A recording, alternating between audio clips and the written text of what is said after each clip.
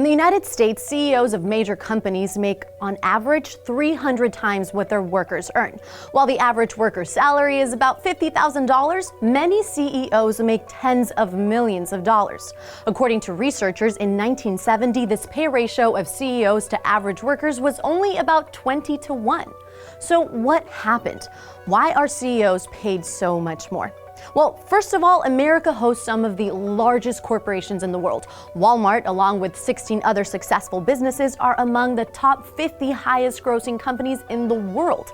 In the US, a large portion of a CEO's salary comes in the form of company stock. CEOs of successful companies can see their worth increase dramatically alongside the stock market, unlike most workers. Then, CEO salary options are often dictated by company board directors, who the CEOs appoint themselves. Such close relationships leave little room for pay cuts. Even if company performance drops, CEOs may still get a raise to inspire investor confidence. But the drastic gap between worker and CEO wages is a relatively new phenomenon. The next highest gap is in Switzerland, where the disparity is about 1 to 150. This income inequality took the national spotlight after the 2008 recession, but it started back in the late 1970s and 80s.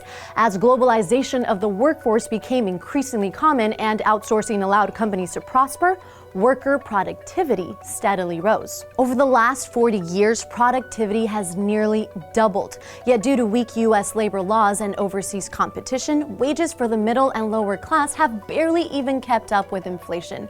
Meanwhile, company profits have exploded, with nearly all those profits being diverted upwards. America is woefully behind in labor rights compared to many other developed countries like Germany and Sweden. A pattern of undercutting workers' interests puts America on par with Iraq and Yemen in labor rights. In August 2015, the U.S. Securities and Exchange Commission implemented a new rule that requires companies to disclose the wage gap between CEOs and the average workers. Experts agree that this could show shareholders which companies prioritize their employees' success. Although CEO wages and profits help America stay competitive on a global scale, it is America's workforce that is paying the price.